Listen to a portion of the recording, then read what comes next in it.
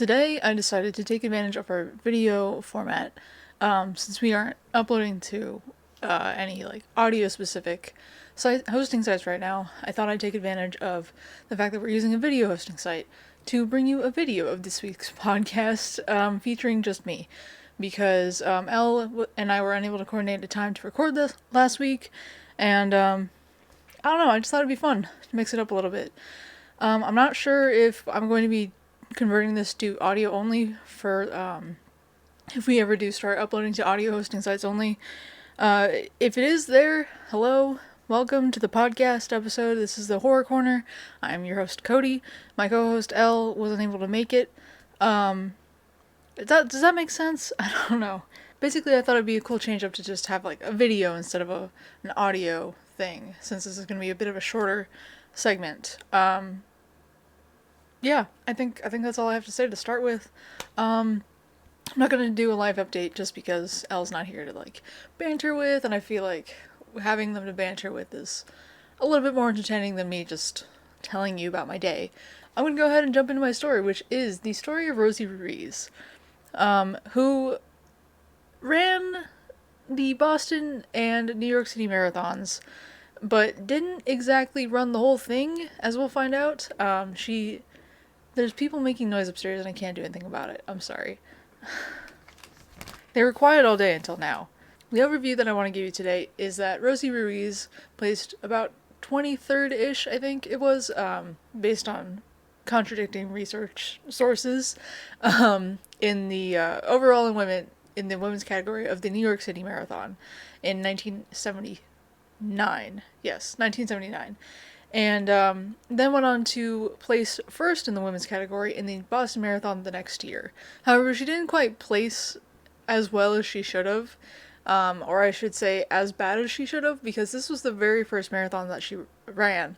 The very first marathon that she ever ran was the New York City Marathon. She did do cross country in high school, she did do some running in college, but overall, she's not really a marathon runner. So she wasn't in that great of shape.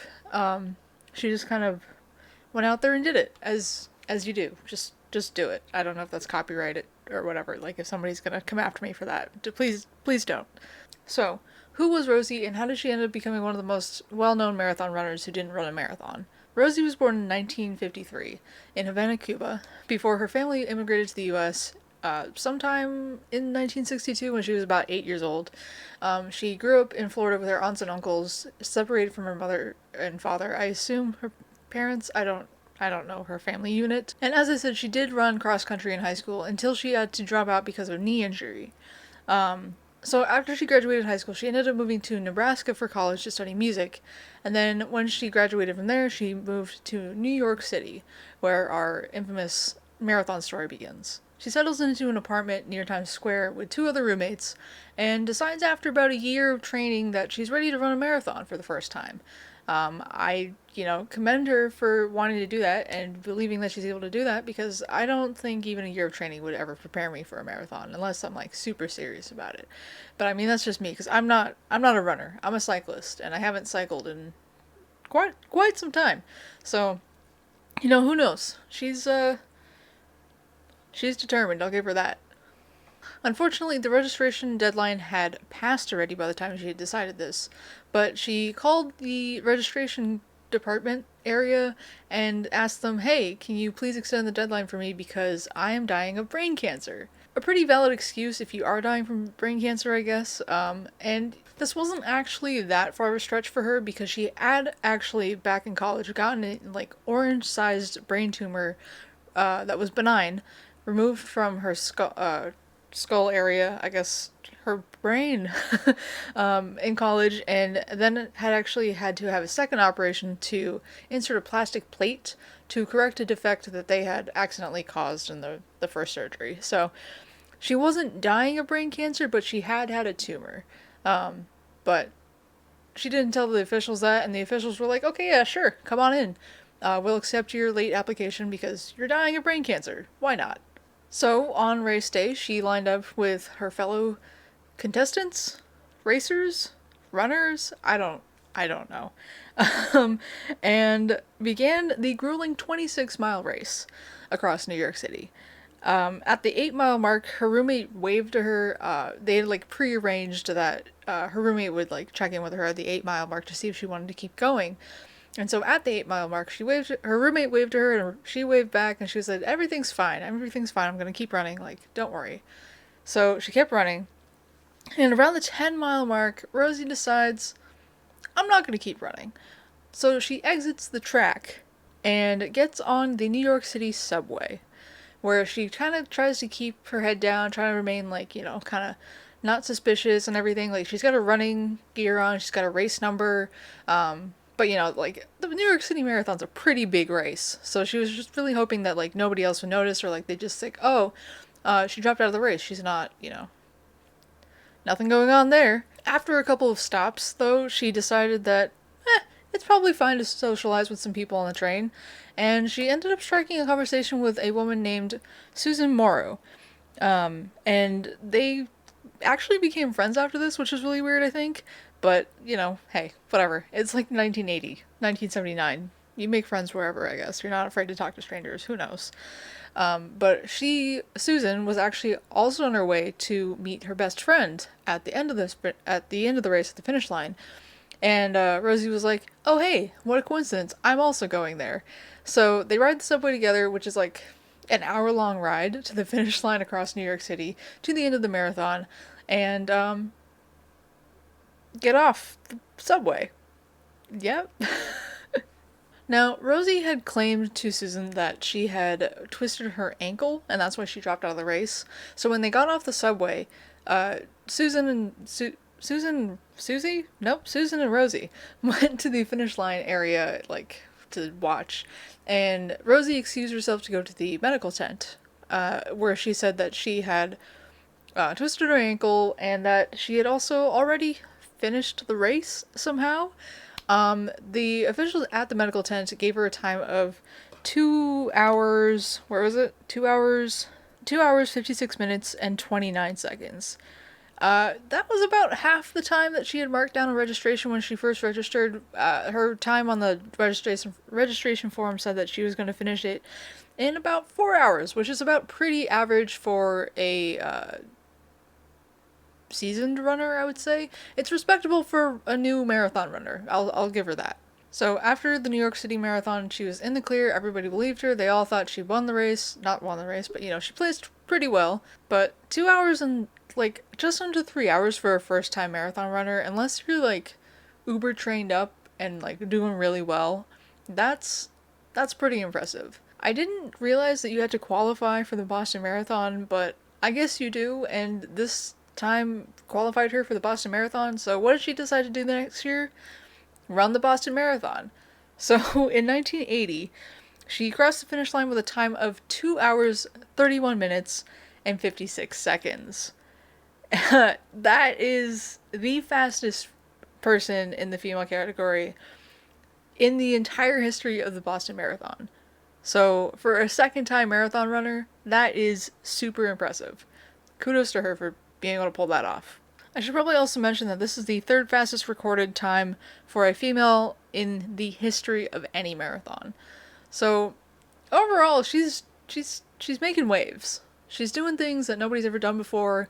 People are definitely starting to notice her. Other racers are, like, trying to get to know her and be like, "What's your strategy? Like, what's your hot tip? What pill are you taking? Like, this is not standard procedure.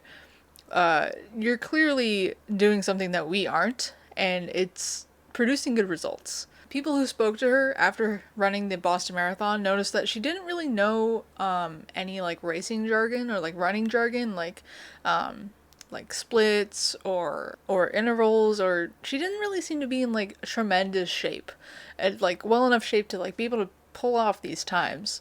So they started to, like, question her and, like, question each other and be like, "Hey, did you see her cross the line at the time? Did you see her, like, did you see her?" Like, so it was she was starting to get into a little bit hot water. None of the other female racers who had actually come in first and second and whatever, like, were like, "Well, we didn't see her pass us, so I don't know." And it ended up being that she took a stress test, like official stress test her, and like did some checks and stuff, and we're like, hey, your resting heart rate is 76 BPM or beats per minute. Someone who's like running those times should have a resting heartbeat of like 50. So you're clearly doing something. And if it's not like some sort of enhancement drug, then it's got to be something else and we need to know about it. So after they did all the tests, after everyone talked to each other, they were like, okay, let's break this down. Her time for a second time marathon runner was 25 minutes faster than her first time. And so she only had about a year to improve, and that's, even for a seasoned marathon runner, is a lot to like shave off. 25 minutes is a lot of time. There's not much, like, for someone who isn't in good shape, it's nearly impossible to do that. And what was her response? I just woke up with a lot of energy this morning. Like, I don't. Rosie, what are you doing? Please explain. None of the other runners at the front of the race saw her pass them. There's like a college, Wesley College is along the side raceway track. The marathon path crosses, or like goes in front of Wesley College in Boston. Does that make sense? I hope so. And usually a lot of students sit out front and like cheer on the first couple of female runners. Because at the time, this was like, female runners were still kind of a new thing. I can't remember the date. I didn't write it down. But the Boston Marathon had just started letting women run the race. So this is a couple years into that, and so I guess like Wesley College students are like, yeah, let's go cheer on the women. Like, it's tradition now. Like, let's do that. So, they go out there and they don't see Rosie, but she's like at the front of the pack in the standings. So they're also suspicious. And so two Harvard students actually came forward and said, we saw Rosie come out of the like barricades about half a mile before the finish line. What? This absolutely disqualified her from the marathon, and like had the Boston Marathon, and had all of her titles revoked. The New York City Marathon title and the Boston Marathon title. And yeah, so she's now not able to run any marathons. She was also found to have embezzled about $50,000 from her company that she was working at. And yeah, so she decided, I'm going to move back to Florida and just hang out there until until things blow over, I guess. I don't know. But she got a job at a real estate company and worked there for a while. I think it was going well, but she wanted something on the side. She wanted to open up her opportunities. Broaden her horizons, I guess you could say. I don't know. But she ended up selling cocaine for a while in a all-female drug ring. So good for her for promoting female entrepreneurs, I guess. Female-owned businesses, woman-owned businesses. I don't know why I keep saying female, but woman-owned businesses, I guess. Good for her. That ended up getting busted when two of the people in her ring were like going to sell, and a cop came over and was like, hey, I want to buy something. And then they were like, oh yeah, what do you want? And then they like tried to make a transaction, and the cop was like, actually you are arrested. So drug ring broken up. We do have a vague idea of what happened to her after that. As of 2000, she maintained that she ran the entirety of both the New York City Marathon and the Boston Marathon, despite claims that from like numerous people that she didn't.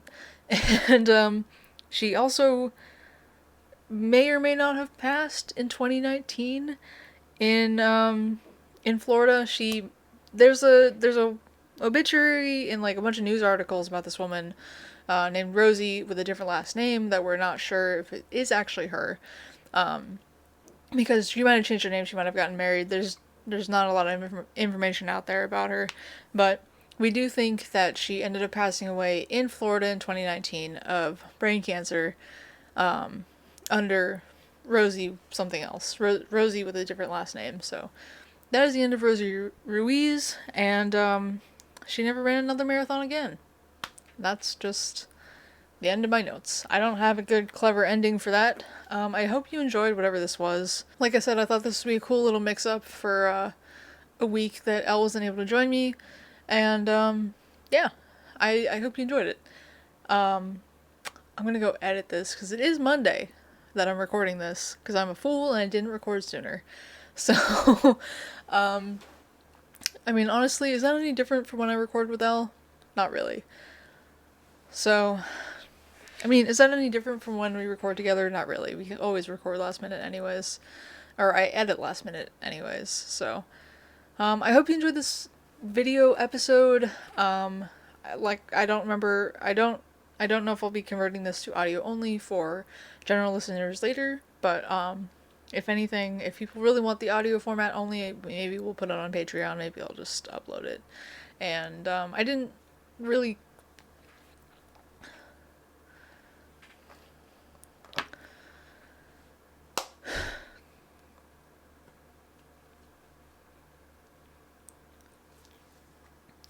anyways, that's gonna be it for me. I hope you're having a great week. I hope you're having a great day.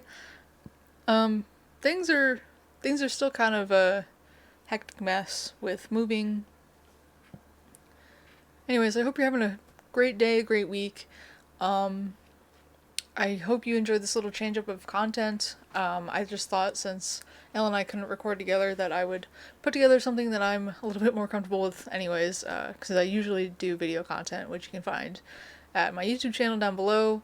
Did I not do this right? Fuck.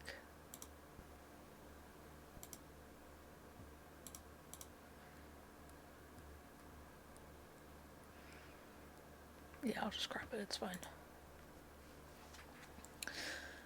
But yeah, anyways, I hope you enjoyed this video. But yeah, I hope you enjoyed this. I thought it'd be cool to like mix up content, just because Elle and I weren't able to record together this week. Yeah, I do video content like this pretty much every week on my YouTube channel, which is linked down below, OddCubePunk. You can find me on Twitter at GoCody, and you can find the podcast on Twitter at Horror Corner Podcast. You can find us on Spotify or wherever you get your podcasts. Patreon. Patreon.com at Horror Corner Podcast.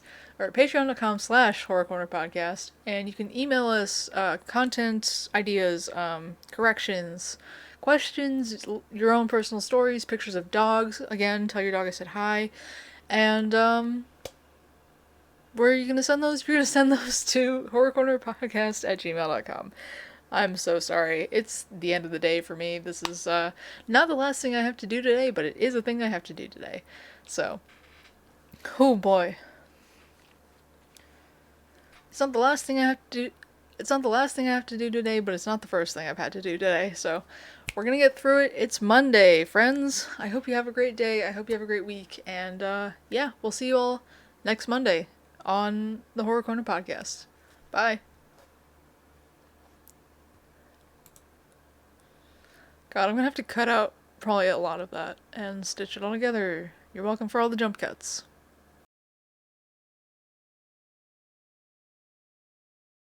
But yeah, anyways, I hope you enjoyed. I'll put all the socials up on screen here. You can email us at horrorcornerpodcast@gmail.com with story suggestions, comments, concerns, reviews. You can also review us on iTunes. That would really help us out a lot. You can listen to us on iTunes and Spotify or wherever you get your podcasts.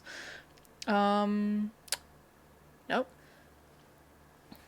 Anyways, I hope you enjoyed this video content. I thought it would be a cool little change of pace because Elle and I couldn't record together this week.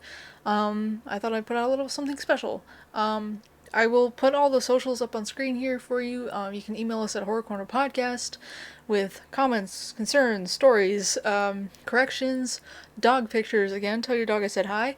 And whatever you want to send us, we will accept it gladly.